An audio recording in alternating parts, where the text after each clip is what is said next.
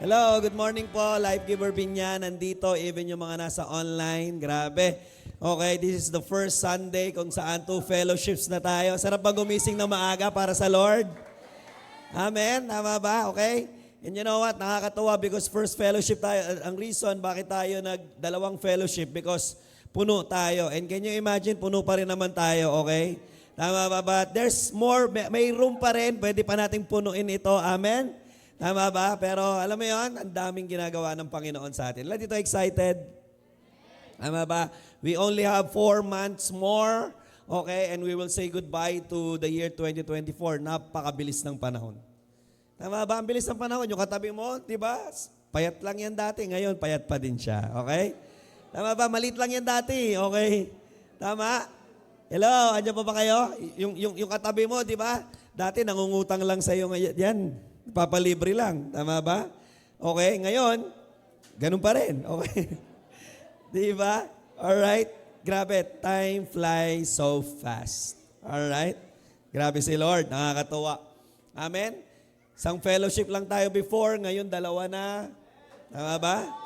Malay mo 3, di natin alam. Or, malay mo mag-extend tayo sa kabila. We don't know kung anong gagawin ni Lord sa atin. Amen? Di ba nag-start yung church natin na, di ba, baklas kabit lang tayo ng clubhouse. Ngayon, we have 5 satellites. Soon to be open yung pang-6, Life Giver Bacoor. Amen? Di ba, kaway nga dyan mga taga-Life Giver Bacoor. Come on. Di ba, very successful po ang life group merge. Okay? Di ba, life group merge pa lang, pero pambira. Okay, pang-satellite na yung attendance. Amen? Grabe po ang ginagawa nila. And of course, di ba, yung ating soon to be open din, Life Giver Kalamba. Come on. Okay naman dyan. May life group merge na rin sila. Grabe po. Okay? Grabe si Lord. Pakisabi nga sa katabi mo, grabe si Lord. Amen. Sige po, let's pray. Lord, be with us. Salamat po sa kabutihan mo, sa grasya mo sa amin. And truly, Lord, na-amaze kami, Panginoon, sa mga bagay na ginagawa mo sa amin. At naniniwala kami, Lord God, that there are more to come. At tulungan mo kami, huwag mag-focus, huwag mag-dwell sa mga pangit na nararanasan namin. Panginoon, bagkus kami po mag-concentrate sa marami at magagandang bagay na ginagawa mo at tuloy-tuloy mo pang gagawin sa amin. Yung message mo maging clear, maging specific, maging direct, Lord God, at maging powerful na maiuwi namin to sa aming buhay ngayong oras na to, Lord God. Salamat po in Jesus' name. Amen. Amen. Palakpakan natin ang Panginoon.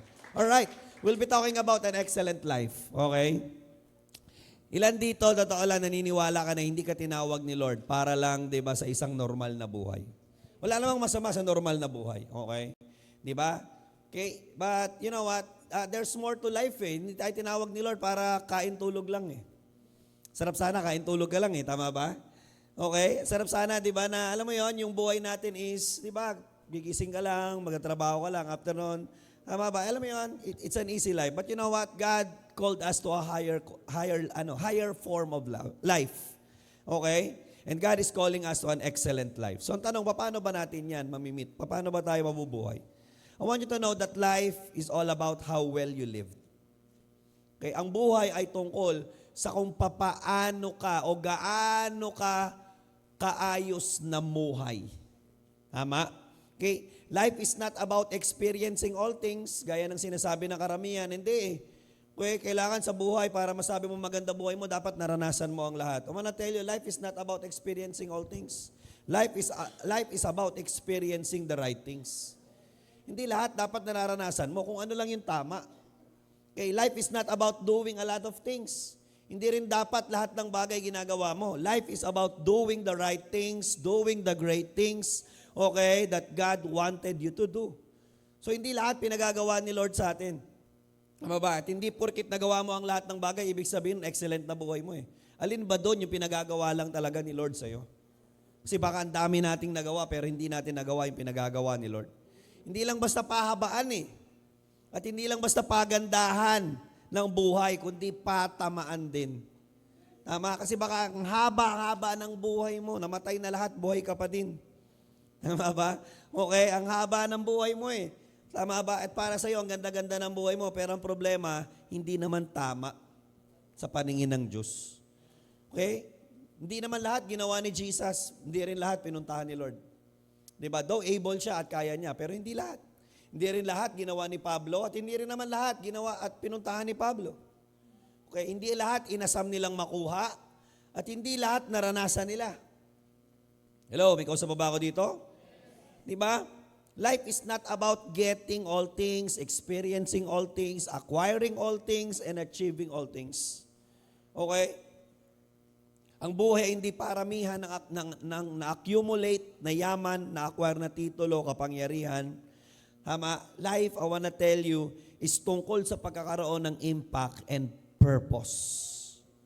Tama? Okay? So you are living an excellent life if you think nakikita mo yung buhay mo may impact. If you think na nakikita mo yung buhay may purpose. Tama ba? Okay, malalaman mo na may purpose at may impact yung buhay mo kapag chinek mo, teka lang, paano nga ba ako pinanganak? Okay, at kapag dinire-diretso ko itong buhay ko, saan ba ending ko, di ba? Pag sinamarize mo yung buhay mo at ang summary mo ng buhay mo, pinanganak ka lang para mamatay, then, doon mo makikita, teka lang, wala akong purpose. Tama? Okay? So life to the fullest doesn't always mean a prosperous and abundant life. Life to the fullest doesn't mean, okay, na parating maayos, masagana, maganda yung buhay mo. Life to the fullest means purposeful and meaningful life. Diba? Kaya nga sabi ng John 10:10, I'll be reading from Good News Translation, okay, the thief comes only in order to steal, to kill, and destroy. Alright? Pero sabi ng Panginoon na nagsasalita dito, Panginoong Hesus, I have come in order that you might have life.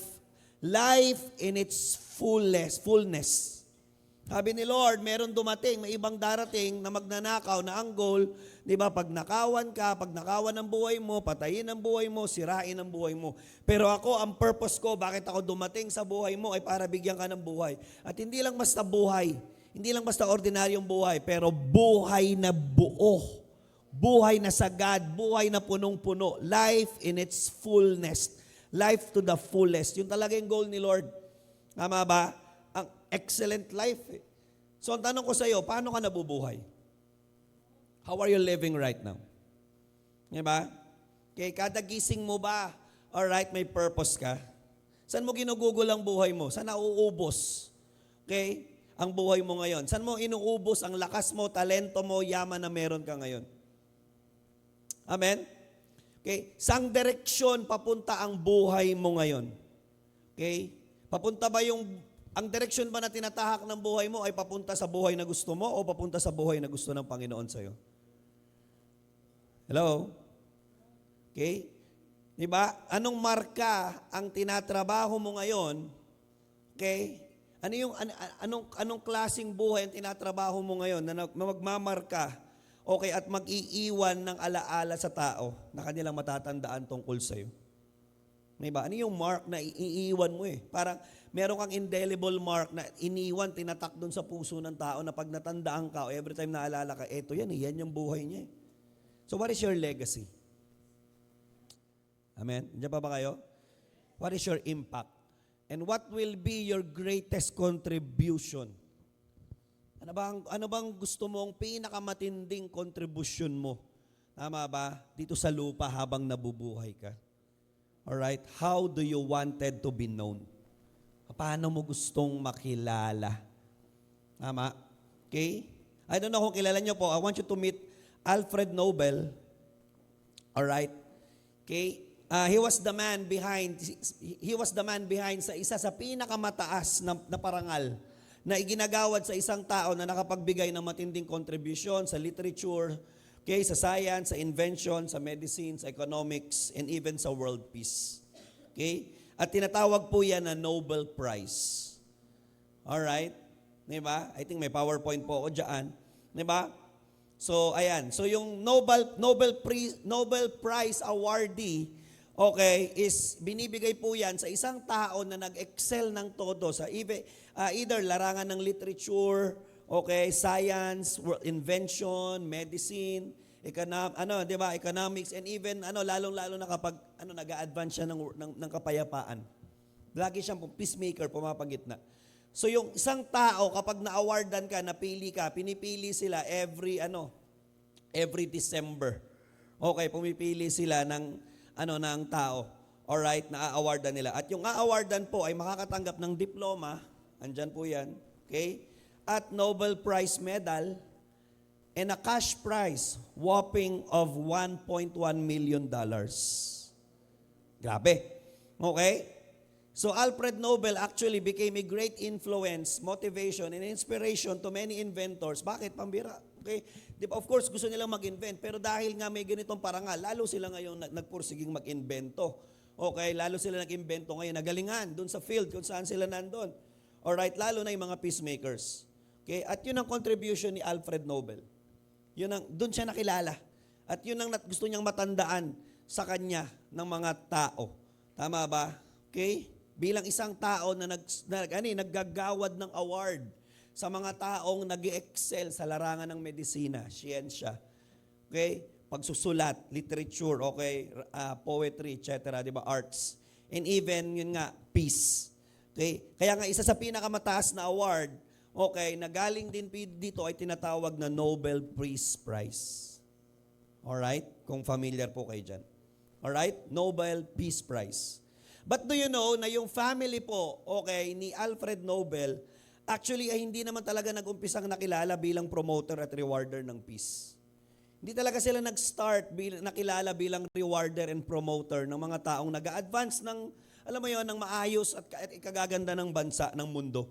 In fact, okay, yung family ni Alfred Nobel, yung Nobel family, ay nakilala sila noong unang panahon, okay, ang kanilang pamilya dahil ang negosyo nila ay umiikot sa paggawa ng sandatang pangdigmaan.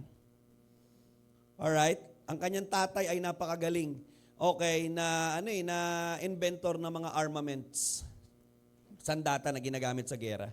At si Alfred Nobel actually ay unang nakilala bilang inventor ng mga explosives na ginagamit sa pagpapasabog ng mga buildings, sa constructions, and even ginagamit din sa gera. At sa katunayan po, si Alfred Nobel ang nakaimbento ng dynamite, na isa sa ginamit na sandata sa gera noong unang panahon at pumatay ng libo-libong tao. In fact, Alfred Nobel became very much wealthy, okay, sa negosyong ito. Meron siyang 100 factories creating dynamites and other explosives. Nagpayaman to ng todo, yumaman ng todo dahil sa mga bomba. Okay? But you know what? Ang turning point ng buhay ni Alfred Nobel, isang araw, paggising niya, okay, nung unang panahon, ang hilig magbasa ng dyaryo ng mga tao. So pagbasa niya, okay, napunta siya doon sa obituary side, and na-shock siya because habang nagbabasa siya, nabasa niya yung pangalan niya doon sa dyaryo, patay na siya. Okay? In fact, actually, hindi siya yung namatay, yung kapatid niya yung namatay. Accidentally, nagkamali yung writer at ang akala, siya yung namatay, instead siya. Pero you know what, yung pagkakamali na yon, eventually ang naging turning point ng buhay ni Alfred Nobel. Dahil nung nabasa niya na namatay siya, na-shock siya, hindi dahil nabasa niya na namatay siya, kundi na-shock siya dun sa statement na nakalagay, yung identity niya, yung legacy niya, yun pala ang pagkakakilala sa kanya at dun nagbago buhay niya. Because nung araw na yon, nabasa niya, Alfred Nobel died.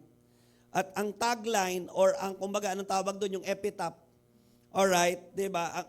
Ang naiwan niyang legacy, dun siya nakilala, Alfred Nobel, a merchant of death, who had grown rich by developing new ways to mutilate and kill people. Died. Sabi niya, pambira, na-shock siya isang araw, na-realize niya, hindi siya nagulat na namatay na siya dahil alam niyang buhay pa siya eh. Pero nagulat siya at na-shock siya dahil hindi niya alam, gano'n na pala yung imahe na na-build niya. Di ba? Ang bansag na sa kanya, merchant of death. Ano ibig sabihin nun? Tagapagbenta ng kamatayan. Isang tao na nagpayaman ng todo sa pamamagitan ng paggawa ng sandatang nakamamatay at libo-libo ang namatay dahil sa kanyang imbensyon.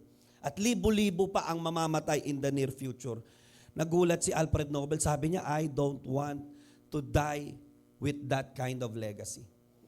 And that moment, naging turning point yun ng buhay niya. Nag-decide siya, sabi niya, ayokong magmatay ng ganyan. I need to change my image. I need to change my identity. Kailangan kong magbago ng buhay, kailangan kong magbago ng pamumuhay, at kailangan kong magbago ng ikinabubuhay. How about you? How do you want to live? How do you want it to be known? Paano mo gusto makilala? Okay. Hello? What legacy do you want to have?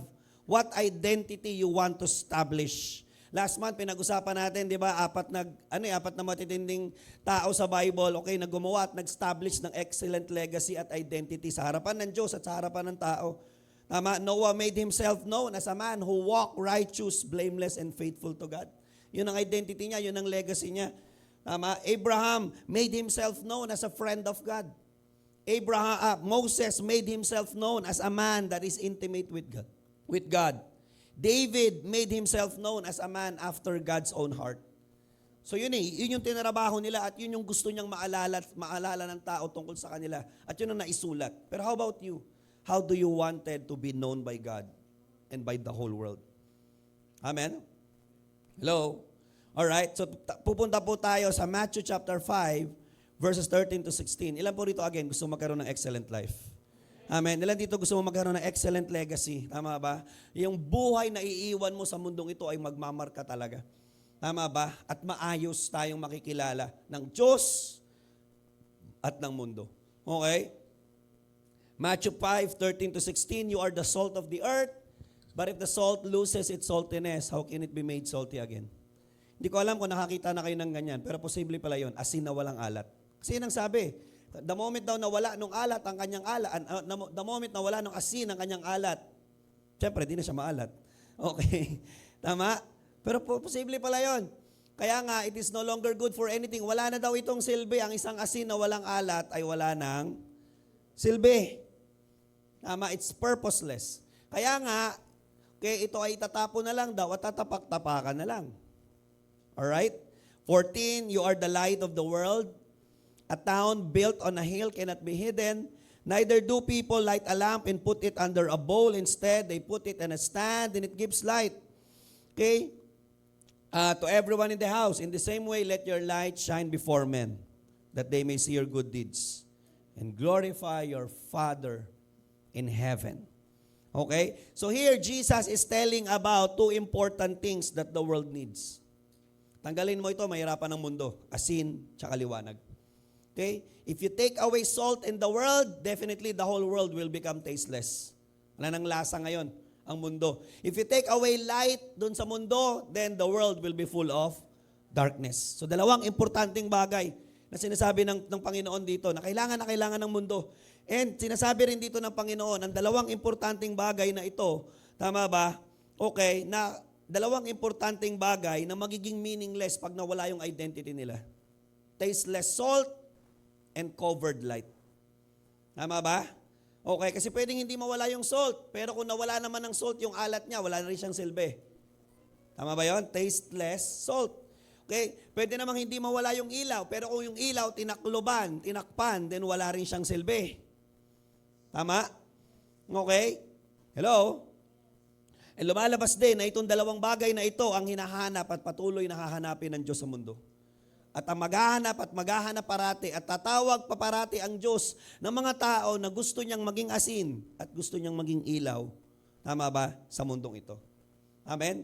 Okay? So how to have an excellent life? Number 1, sinasabi dito, you need to be the salt of the earth. Okay? Kailangan nating maging asin. Tama ba? Okay? So ang sabi, ikaw ay asin. Huwag kang betchin, ha? Alright, yun naman katabi mo, baka mukhang betchin. Huwag kang ding toyo, alright? Huwag ka ding suka, huwag ka ring ampalaya. Tama? You are called to be the salt of the earth. Pakisabi nga sa katabi mo, ang alat mo. Okay? Di ba? Yan, naiintindihan. Kaya pala ang alat ng buhay namin ngayon eh. Kaya pala ang alat ng negosyo, kaya pala ang alat ng trabaho. Hindi yun ang sinasabi dito. Okay? Di ba? Alright. So, two major functions of salt in Jesus' time. Dalawa yung function ng asin nung panahon ng Panginoon. Na major ito Okay, at doon talaga kilala yung asin. Number 1 is for flavoring. Of course, pampalasa. Tama ba? In fact, nung unang panahon, sobrang in demand ng asin at sobrang, alam mo yon, valuable ng asin na ginagamit ang asin bilang sahod ng mga sundalo nung unang panahon. Okay? Pinangsasahod siya because yung asin ay pera dati. Tama ba? Alright? Ganyan siya ka-importante. It's used for flavoring. Kasi wala namang Ajinomoto dati. Wala namang mga toyo, suka, Worcestershire, okay? Di ba? Okay? Wala naman lahat yan eh. Ang pampaalat, ang pampalasa lang dati, noong unang panahon, asin lang. Tama? Kaya nga hindi rin nagkakasakit ang mga tao dati ng malala. Bakit? Kasi asin lang ang flavoring eh. Tama ba? Ngayon kasi ang dami na nating flavoring. Alright? So yun ang una, flavoring and seasoning. Number 2 is preserving. Kasi wala namang refrigerator noong unang panahon. Kaya ang ginagamit nila para mag-preserve ng mga karne nila noong unang panahon ay asin. Kaya importante ang asin noong unang panahon. And you know what? Ang sinasabi ng Bible, sabi ni Jesus, ang kailangan ng mundo ay mag-produce ng maraming asin. Tama ba? Bakit? Kasi later on, pag tumatagal talaga, mabubulok talaga ang isang karne. Pag hindi mo siya binudburan ng asin, mabubulok siya. So the Lord sees and the Lord knows na talagang maraming buhay ng tao ang mabubulok talaga at kailangan niya ng asin para i-preserve ang buhay ng mga tao. Tama ba? The Lord needs to produce more salt in the earth. Tatawag si Lord ng mga magpe-preserve ng mundo. Tama? Okay? So importante ang asin, lalo na ang alat ng asin kasi yun ang purpose niya. Hindi lang basta yung asin. Okay, mahalaga yung asin, hindi, not just because, yun siya yun eh. Mahalaga yung asin because of its identity. Because of its function. Tama ba? Kaya nga, kahit may asin pa, pero kung yung asin, na-lost niya yung alat niya, nawala na yung alat niya, wala na raw siyang silbi. Tama? So lumalabas na yung impact ng asin ay nasa alat niya. Tama? Kapag na-lost ng asin yung alat niya, na-lost na rin yung impact niya. Na-lost na rin niya yung purpose niya. Kaya hindi pwedeng yung asin ay asin siya tapos wala siyang alat. A tasteless salt is a purposeless salt. But a salty salt is purposeful and impactful salt. Okay? Yung identity kasi, tama ba, ng salt nakapaloob dun sa kanyang alat. Kaya hindi siya pwedeng mawalan. Hindi siya pwedeng, identity niya yun, asin siya, kailangan maalat siya. Hindi pwedeng asin na matamis. Tama? Okay, hindi pwedeng asin na maanghang. Though, ginagawa yan kasi hinahaluan ngayon ng asin. Pero hindi talaga siya maanghang. Salt is known for its saltiness. Hindi pwede rin asin na maasim. Tama? Hindi rin pwedeng asin na mapait. It should be salty. Tama? Bakit? Because it is its identity. So how about you? What is your identity? Tama ba? Kasi kung yung asin, kilala siya sa alat niya, ikaw, saan ka kilala? Tama ba? Sa pagiging bitter mo. Okay. Tama ba? Sa pagiging palaaway mo. Sa pagiging, di ba, basher mo. Sa pagiging, di ba, chismosa mo. Sa pagiging, alam mo yan, saan ka kilala? Okay. Saan mo pinipiling makilala? Alright? Hello? Kung crucial para sa salt na ma-preserve niya ang kanyang identity, dapat crucial din sa atin na ma-preserve natin ang ating identity. Tama ba? And what is our identity? Ano ba identity natin? PowerPoint po. Diba? Can I remind you? Okay, labas na po natin tatlong yan. Paalala ko lang po sa atin, ano ba identity natin? We are disciples of Christ. Ilan dito naniniwala, nag-agree disciple siya ni Lord? Diba? We are disciples of Christ. We are worshipers of Christ. We are followers of Christ. Dapat ito yung identity na dala-dala natin araw-araw, paggising mo sa loob ng bahay, sa labas ng bahay, sa campus, sa eskwelahan, sa trabaho, sa kumpanya, bumabiyahe, tama ba, naglalakad, kumakain, namimili, kahit saan ka makarating, kahit saan ka pumunta, dapat dala-dala mo yung identity mo at hindi ito nawawala sa'yo. May pera ka man o wala, may problema ka o wala, may sakit ka o malusog ka, masaya ka o malungkot ka, tama ba, maganda nangyayari sa buhay mo o pangit na nangyayari sa buhay mo, hindi dapat nawawala yung identity mo.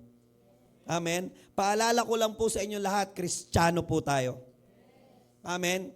Tama ba? Kristiyano ka sa loob ng bahay, Kristiyano ka sa loob ng simbahan, Kristiyano ka habang nag-aaral, Kristiyano ka habang nagtatrabaho, Kristiyano ka habang bumabiyahe, Kristiyano ka kapag kaharap mo Kristiyano, Kristiyano ka kapag kaharap mo ay hindi Kristiyano. Huwag mo kalimutan, huwag mong iwala ang identity mo.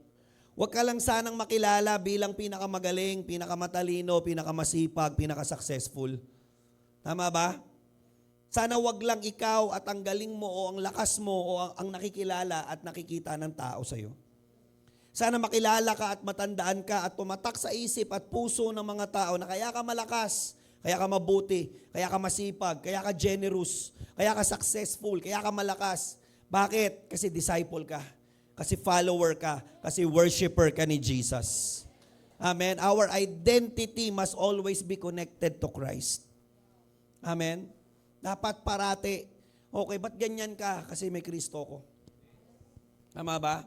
Amen? Ba't hindi ka nagagalit na kahit dapat ka magalit kasi may Kristo ko? Ba't hindi ka, di ba, nagwawala kahit pa pinagtutulungan ka nila kasi may Kristo ko? Ba't hindi ka gumaganti kahit pa, di ba, alam mo yon, ginagawang ka na ng masama? Kasi nga may Kristo ako. Amen? Yung identity mo ay parating connected kay Christ. Kaya nga dapat mag-ingat kang mabuti. Okay? Ingat ka. Bakit? PowerPoint po, your identity also serves as your testimony. Okay? Yung identity mo ganyan ka ba? Ganyan pala mga Kristiyano. Okay? Diba? Hello? May napanood ako na isang video na gano'n. Normally naman, puro ganyan yung napapanood ko, di ba? Mga, alam mo yun, away sa kalsada, okay, di ba? Traffic, driving, etc. Okay? So, yung isang driver, kinat siya ng todo, tapos yung nagkakat sa kanya, yung pa yung busina ng busina, galit na galit. At talagang binasa ko yung comment section, mahilig ako magbasa okay? Diba? And you know what? Nakakashock doon, diba? Yung testimony, kasi kilala nila yung driver, sabi niya, ganyan talaga, hindi pumapatol yung driver, Kristiyano kasi. Sabi ko, ang ganda nun. Tama ba? Okay? Doon marami nagalit doon, di ba? Bakit pinapasok pa yung religion? Pero wala na akong pakialam sa kanila. Di naman nila naintindihan yun Pero ang powerful nun di ba? Na, okay, si brother talaga, kahit saan mo dali niyan, kahit gitgitin niya yan, kahit anong gawin niya yan, di kayo papatulan niya. Kristiyano kasi yan Grabe yung preserving niya ng kanyang identity at testimony. Tama ba? Okay, nasabi ko nga, kumbaga, baka kung ako doon, kahit paano, baka mapikon ako Pero siya, di ba, yun yung naging identity niya Tama, ingatan mo testimony mo kasi kapag hindi mo inayos at hindi mo iningatan ng testimony mo, masisira pati identity mo. Amen? At kapag nasira ang identity mo, gusto ko malaman mo, hindi lang ikaw, hindi lang pangalan mo, pangalan ni Lord ang masisira. Bakit? Connected si Christ sa iyo Preserve your saltiness. Amen. Asin ka Ingatan mo, nung unang panahon, isang bagay lang po, okay, ang known para mawala ang alat ng asin, pag ito ay na-contaminate, pag ito ay nadumihan. Tama? Okay? Kaya hindi na nila magamit yung asin. Bakit? Kasi marumi na siya. Alright? Ganon din sa atin Isang bagay ang pwedeng sumira ng identity mo, ng testimony mo, is kapag narumihan ito. Kaya ingatan mo. Tama ba? Again, I remind you all, Kristiyano tayo, magpaka-Kristiyano ka. Tama ba? Yung mga taong walang pagkakakilala kay Lord, tama ba? Natural lang talagang silang ganyan. Amen. Yung demonyo, magpapaka-demonyo yun kasi demonyo yun Amen? Diba? Kaya kung dinidemonyo ka ng demonyo, okay lang yun. Bakit? At least faithful siya sa identity niya. Talagang demonyo siya Amen. Pero ikaw, hindi ka pwedeng tumulad doon. Bakit? Hindi mo identity yun Tama ba? Hello? Yung demonyo, yun ang sinasabi di ba ng John 10:10. Yung demonyo, magnanakaw yun Yung thief doon, referring to the devil. Yung thief, di ba? Demonyo yun magnanakaw yun, papatay yun, maninira yun, mangwawasak yun. Pero tayo dapat, tama ba, ang identity natin, di ba? Hindi tayo nagnanakaw, di tayo na pumapatay, di tayo naninira, di tayo nangwawasak. Ang dala natin, buhay. Amen? Hello? Magpaka-Kristiyano tayo, kapatid. Amen? Paki-comment down mo nga yan, magpaka-Kristiyano tayo kapatid dyan sa online. Sulat mo na lang din sa note mo, parate. Remind yourself. Tama ba? Tayuan mo identity mo bilang Kristiyano. Amen? Be the salt. Maging salt ka sa pamilya mo, maging salt ka sa kumpanya mo, maging salt ka sa trabaho nyo, maging salt ka, tama ba, sa eskwelahan nyo, saan ka man nandun, maging asin ka. Maging asin ka, tama ba, sa kung sino man ang kausap mo. Ingatan mo ang testimony mo kasi yan ang magiging identity mo. Ba't hindi ka nangungopya? Kristiyano ko Ba't hindi ka nandadaya ng sales? Kristiyano ako Mama, ba't kalmado ka lang parati sa lahat ng oras at panahon kasi Kristiyano ko? Ba't di ka nag-worry kahit ang daming problema? Kristiyano kasi ako. Amen? Hello? May gusto pa ba ako dito? Amen po ba? Ilan po dito, di ba? Okay, mula ngayon, iingatan niya na ang pagkakristyano niya. Ilan dito ngayon magiging asin? Tama ba? Okay, let's preserve our saltiness. Tama ba? Okay, number 2, Ano pa sinasabi ng Panginoon sa atin dito? Hindi ka lang asin, that you are also the light of the world. Amen? Okay? Di ba? Light has only one given purpose, and that is to bring light. Okay? Wala namang pinaka-major at pangunahing purpose ng ilaw ay magbigay ng liwanag. And the Bible said that you and I, lahat tayo, we are called, we are the light of the world. Alright? So kung yung asin, tama ba, serve as your identity, yung light serves as our calling to God. Okay? Because note that what the Bible said, that we are supposed to be the light, okay, of the world. And not just the light of yourself. Tama ba? Ang kausap ni Lord, individual na tao, you. Tapos, kumbaga, ang pinagagawa sa kanya, pangkalahatan, pangmaramihan. You, tapos biglang world. Tama? So, ibig sabihin nito, hindi ka tinawag para yung ilaw mo pansarili mo lang. Hindi ka tinawag para yung buhay mo pansarili mo lang. Tama ba? Hindi ka tinawag para yung lahat ng bagay na ginawa ni Lord, binigay ni Lord, inayos ni Lord sa buhay mo, ang impact nun para sa sarili mo lang. You are not meant and made and called for yourself alone. Amen? We are saved, we are called, we are meant by God for the world. Dapat ang impact natin pang maramihan. Amen? Hindi ka pwedeng nabubuhay lang para sa sarili mo. Hindi pwede yung ilaw mo sapat lang para mailawan ng sarili mo.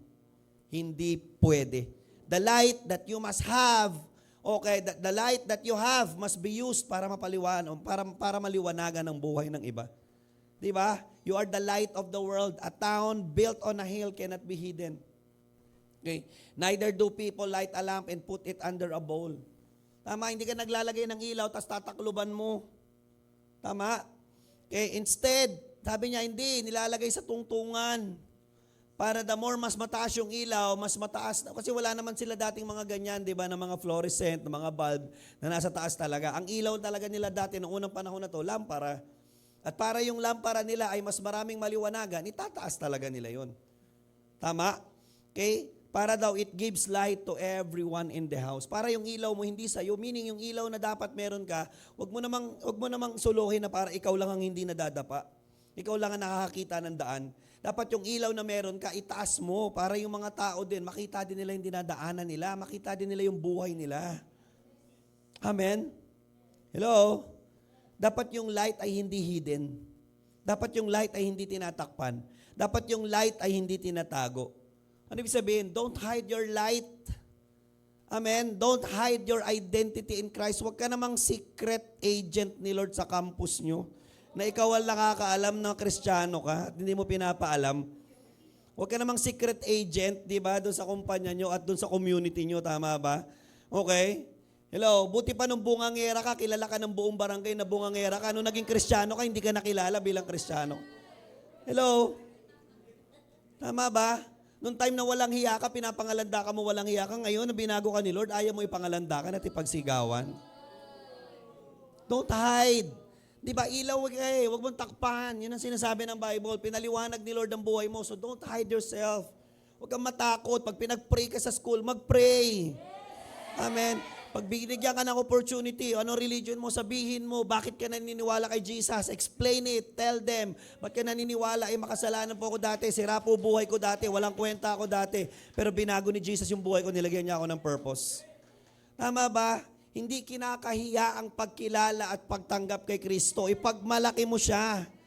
Tama ba? Hindi kasi baka pagtawanan nila ako kung yun, tama ba, ang kasunod at nire-require at kung yun ang mangyayari sa pagkakilala ni Lord, then so be it. Amen? Dati ka naman pinagtatawanan na eh. Dati ka naman nang, di ba, pine-persecute, pero sa kawalang hiyaan. Mas maganda ngayon, at least, di ba, ikaw ay, di ba, ipe-persecute dahil kay Lord. Don't hide what the Lord has given to you. Don't hide your testimony in Christ. Don't hide what the Lord has been doing in your life. Tama ba? Expose it. Amen. Hindi nakakahiya, pambira. Hindi nakakahiyang i-expose na binago ka ni Lord. Amen. Let everyone know that you are changed by Christ. Let everyone know that you have been delivered by Christ. Let everyone know na hindi na ikaw yung dating kilala nila. Hindi kasi baka hindi sila maniwala sa akin kasi kilala nila ako dati na dating ganito. Yun na nga mas powerful nga yung testimony mo dahil kilala ka nila dating ganun. Tapos ngayon, ganyan ka na. Yan na yung stand mo, yan ang conviction mo. Ayaw mo na ng mga bagay na gaya nun dati. Amen? Hello? Let everyone know that you are not the same person that they knew before.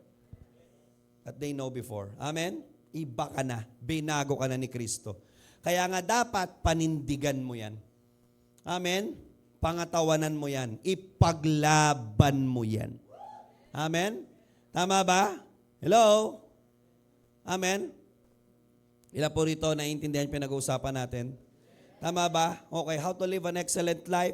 Ano po yung sinasabi ni Lord sa atin? Dalawang bagay. Number one, okay, di ba tayo ay tinatawag para maging salt of the earth. Maging asin tayo. Pangalawa, tayo ay tinatawag para maging ilaw ng sanlibutan. Light of the world. Tama ba? So how to live now an excellent life?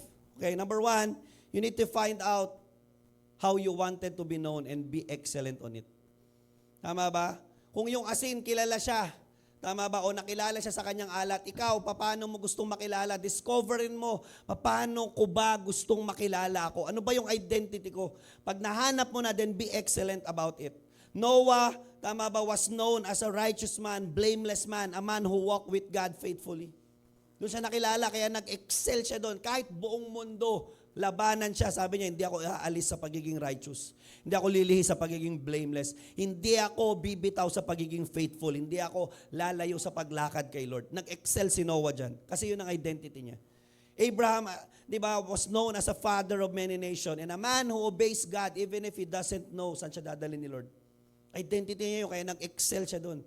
Tama ba? Moses was a man who used by God to deliver the Israelites from the hands of Egyptians. Doon siya nakilala at ginalingan niya doon. Amen? David became a man after God's own heart, a giant killer and a generous man. Yun ang identity niya, nag-excel siya doon. Ginalingan niya doon. Nehemiah, a man who rebuilds the wall of Jerusalem. Ezra, a man of God's word. Elijah, a man of faith and miracles. Jeremiah, the weeping prophet. Tama ba? Job, a man who doesn't curse God even if, di ba, nawala ang lahat ng bagay sa kanya. Amen? Apostle Paul. Si Apostle Paul ay naging apostol sa mga hentil. Isang tao na nagtayo ng maraming simbahan para sa kaluwalhatian ng Diyos. Tama ba? Yun ang naging identity nila eh. Alright, ikaw, paano mo gustong makilala? Ano identity mo? Tama ba? Then, pag nalaman mo na, paano ko, gusto ko talaga makilala, ang identity ko is I am called by God to be generous. Then, galingan mo, mag-excel ka sa pagiging generous. Amen? Isa pamuhay mo talaga yung pagiging generous sa Lord. Diba? Gusto ko talaga makilala bilang tao na talagang lumalakad sa salita ni Lord. Then mag-excel ka, hawakan mo yung salita ni Lord. Araw-araw, i-meditate mo talaga yung word ni Lord. Gusto ko makilala as a man, as a woman who obeys the Lord. Then obey God totally and fully. Amen?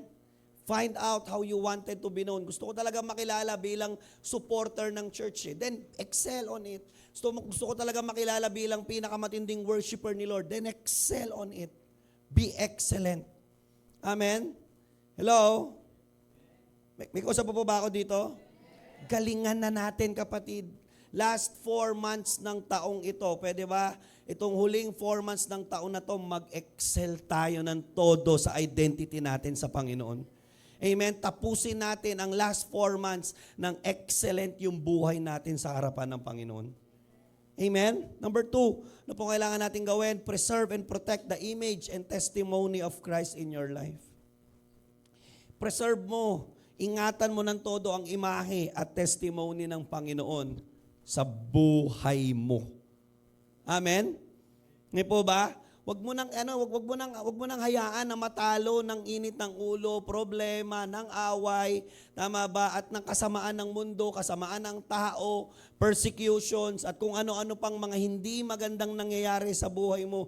Wag mong ipatalo at wag mong ilaglag at hayaang masira ang testimony ng Panginoon sa buhay mo. Protectionan mo.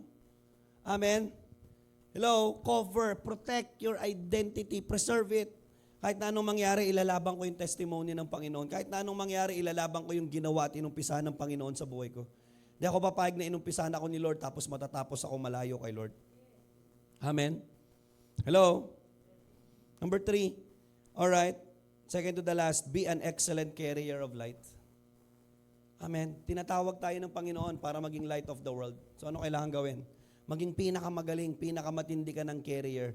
Tandaan nating mabuti, dapat ang dala-dala natin parati liwanag. Tama ba? We are called to be the light of the world. Tama. Ano kailangan ng mundo? Lumalabas, liwanag. Okay, ano ibig sabihin nun? Dati tayong contributor ng kadiliman. Dati tayong isa sa mga nagpapadilim ng mundo.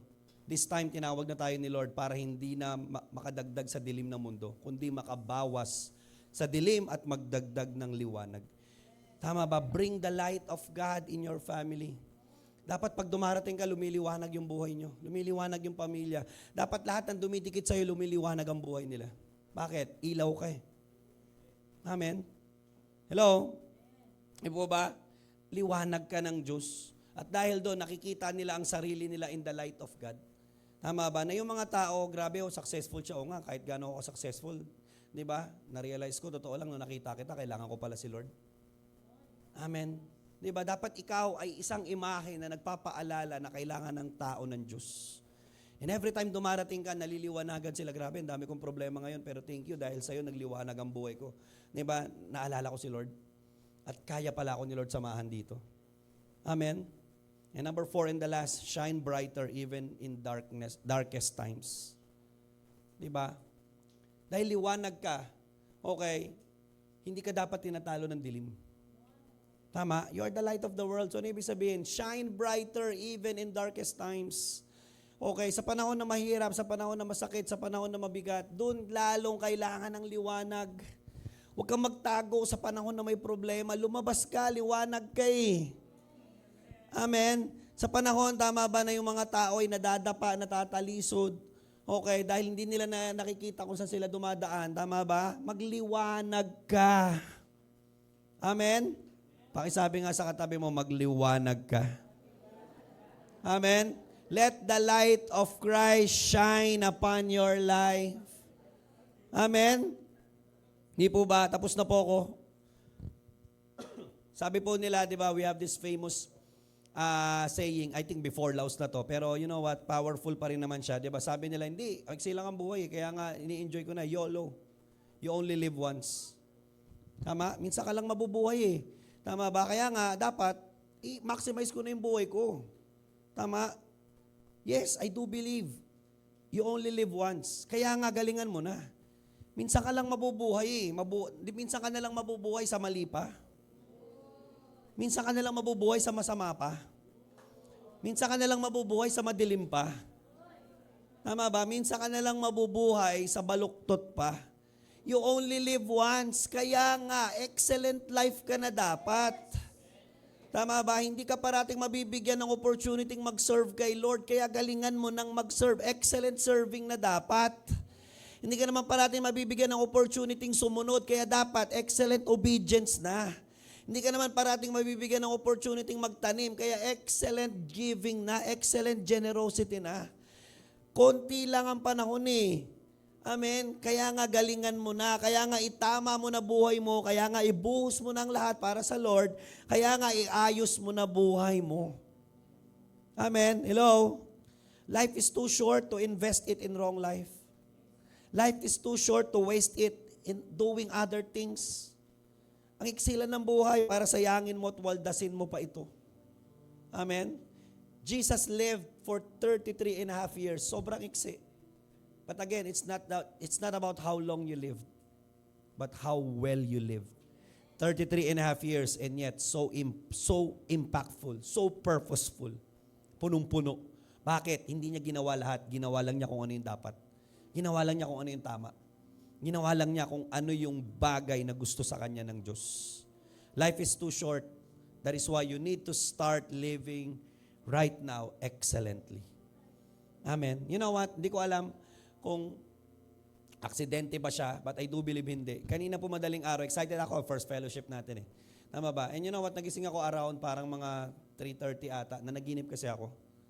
Okay. And totoo lang, nung una, sobra akong kinakabahan pagka tulog ko. Kasi yung panaginip ko, mga kausap ko, nagpapaalam na ako, mamamatay na ako. Tama ba? Hindi ko alam, sabi ko, ba't ganun? Okay, di ba, na parang, sabi, may ganun. Alright, hindi ko na makwento kung ano. Basta yung whole picture is, sabi ko, parang mamamatay na ako. And after na, parang sabi ko, Lord, nakakatakot, parang konti na lang. Ang iksi lang ng buhay. Tama ba? And sabi ko, ano ba to? Tinatakot lang ako ng demonyo, di ba, na mamamatay na ako. Tama ba? Okay, sabi, nire-review ko siya. Okay, sabi ko, kasi dahil pa pinagagawa nila, etc., hindi pa. Alright, di ba? So, okay na ako. Na-recover ko sarili ko, okay na ako. So, maliligo na ako, all of a sudden, biglang God reminded me, di ba? Di ba yun ang topic mo? Life is too short. Tama ba? Kumbaga, nung sa panaginip ko, ang feeling ko, grabe, parang, kasi, may mga kausap ako ngayon na grabe ang sipag-sipag mo, etc., dahil mong ginagawa para sa Lord. Sabi ko kasi, naalala ko yung topic ni Bishop, okay, na kailangan ma-maximize mo yung sarili mo dun sa maximum years of effectivity mo. And sabi ko, ako I do believe na nasa around 20 to 25 years na lang yung effectivity ko. Hindi ko kasi 40 na ako hindi na mahalata, kaya okay lang yan. Tama ba? Hindi ko sinasabing 20 to 25, by the year 60 o 65 patay na ako. Hindi ko sinasabing ganun. Ang sinasabi ko lang yung effectivity, yung magagamit pa ako ni Lord ng maximum potential ko, malakas pa ako, kaya ko pa. Tama ba? Last 20 to 25 years. Tama ba? And parang, di ba sa akin, parang okay pa, 20 to 25 years pa yan, marami pang pwede mangyari. But you know what? Ang take ko doon, inalawa ko managinip ni Lord ng gano'n para i-remind sa akin, maiksi lang yun. Tama ba? Yung panaginip ko, yung 20 to 25 years, parang feeling ko 20 days na lang yun eh. Okay? Life is too short eh. Ang iksi eh. So saan mo pagugugulin? Mama ba, youth, life is too short. Makikipagharutan ka na lang habang buhay, tapos saka ka na lang, di ba, makikipag-ayos kay Lord? Tama ba? Hello? Di ba, arte-arte muna, tama ba? Drama-drama muna. Amen? Tapos saka mo ibibigay yung buhay mo kay Lord. Di, ang iksi, di ba? Mga adults natin, mga nanay, tatay, okay yan. Dami nating ginagawa. Tama ba? Pero life is too short. Amen? Sana wag lang tayong maubos sa mga bagay. Di ba, na ikaw lang ang may gusto. Sana, di ba, mabuhay ka ngayon sa buhay na gusto ni Lord sa pamuhay mo. You only live once. That is why you need to excel. Amen. Saan ka tinatawag ni Lord ngayon? Kung tinatawag ka mag-disciple, be an excellent disciple maker. Kung tinatawag ka ni Lord para mag-evangelize dahil, alam mo, magaling ka mag-invite, be an excellent, di ba, evangelist. Kung tinatawag ka ni Lord na mag-preach ng word kung saan man, be an excellent preacher. Kung tinatawag ka ni Lord ngayon, di ba, to give dahil yun ang calling mo, be an excellent giver. Kung tinatawag ka ni Lord ngayon to do something, be excellent in obedience. Tama ba? Be excellent in worship. Amen. Dapat yun na yung motto natin. Excellent worship, excellent giving, excellent obedience, excellent devotional life, excellent prayer life. Amen. Excellent, tama ba, sa pagsunod kay Lord. Maging excellent na tayo ngayon sa buhay natin. Bakit? Ang iksi ng buhay. Amen. Can I invite everyone to stand up? At tayo po tayong lahat. Hallelujah. I don't know where you are, saan mo ngayon ini-invest, ginugugol, inuubos ang oras mo, ang buhay mo. Okay? Pero you know what? Sana, ngayon kausap ka ni Lord. Okay, start living the life that God is calling you to live. Be the salt. Balik ka sa pamilya mo, balik ka sa kumpanya mo, balik ka sa community mo, balik ka kung saan ka nilalagay ni Lord at maging asin ka doon. Isang bagay lang dapat ang matandaan nila sa'yo. Yung calling mo kay Lord, yung identity mo kasama ni Kristo. Preserve your saltiness. Preserve your identity, preserve your testimony. Balik ka din at maging light ka. Let the people around you see the light of God in you. Be an excellent disciple of Christ in your family, in your community, in your campus, in your company, in your business, in your workplace. Come on, right now, talk to the Lord. Kausapin mo yung Panginoon. At kung alam mo, hindi naman tayo perfect. Alam mo na nakapag-establish ka ng hindi maganda, hindi mo na ayos ang identity mo sa mga tao nakapaligid sa iyo. Humingi ka ng tawad ngayon sa Panginoon. But I wanna tell you, it's not too late for you to fix it. Kaya ni Lord. Babalik ka doon ngayon na hindi mo na maitatama yung nakaraan, pero maitatama mo ngayon paano ka mamumuhay sa harapan nila. Kung may mga tao ka, nahihingi ka ng tawa dahil nakapagsalita ka ng hindi maganda sa kanila, nakapagpakita ka ng hindi maganda na hindi nire-represent si Kristo sa kanila, do it. Recover. Recover the image of Christ. Recover the testimony of Christ in you. Be the light. Be the salt. Have an excellent life. Have an excellent worship. Have an excellent obedience. Be an excellent disciple of Christ.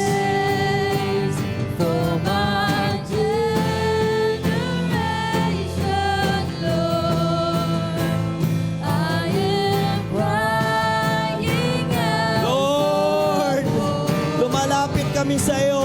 Huling 4 na buwan ng taon, we will excellently serve you. We will excellently worship you, Panginoon.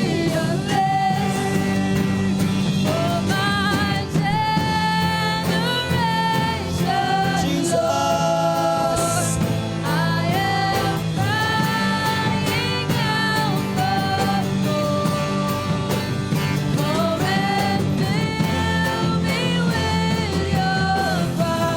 Kung mag-aapoy ka, kapatid, mag-apoy ka na ng todo para sa Panginoon. Kung maglilingkod ka na. Excellent service. Kung magtatanim ka na. Excellent giving.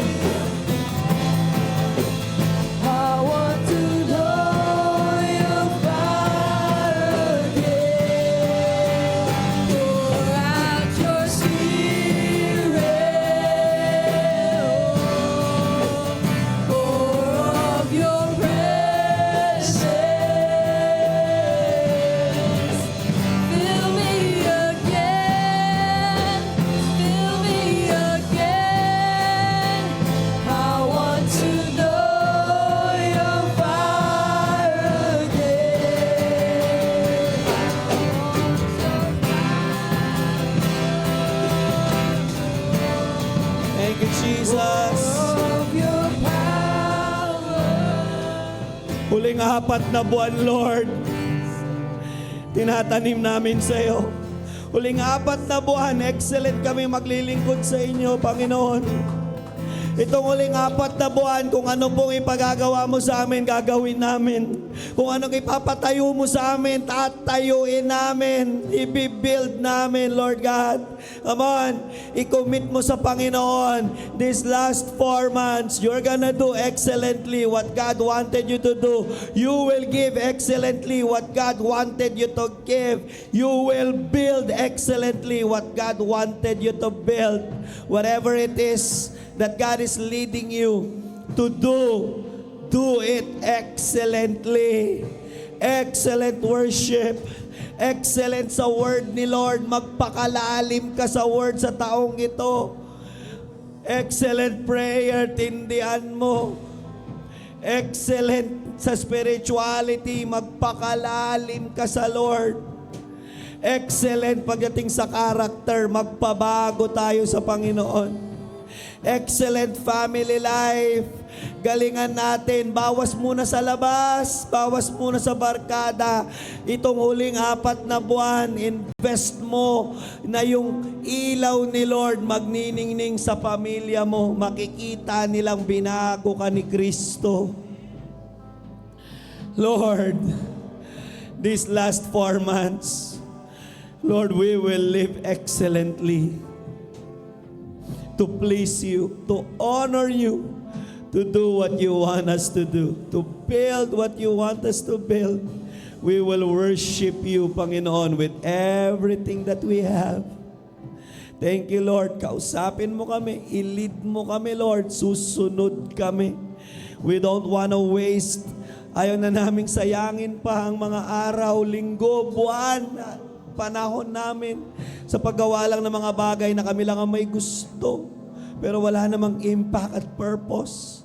Gusto na namin maubos, makonsume kami ngayon ng mga bagay na nagbibigay ng kaluguran, na nagpi-please sa'yo at nag-glorify sa'yo, Panginoon. Thank you, Jesus. Help us, Lord, ma-identify namin ang aming identity, kung sino kami, at mag-e-excel kami doon, Panginoon. Yung one thing namin na gusto mo, Panginoon, trabahuhin namin. And help us, Lord, to preserve the testimony and the image that you have in us, that we may also become pinakamagaling kaming bringer of light, carrier of light. Dala-dala namin ang liwanag, saan man kami makarating. Oh God, at kami po ay magniningning even sa pinakamadilim na tagpo ng buhay namin. Salamat po, pagpalain bawat isa. Lahat po na nandito, even online, maghari ka sa buhay nila. At dalangin ko, Panginoon, na talagang ikaw po ang manguna. At ikaw po, Panginoon, ang mabida at makilala at makita sa aming buhay, araw-araw, oras-oras. We love you, Lord. We praise you, Jesus. Ito po ang aming dalangin sa pangalan ni Jesus. Amen and amen.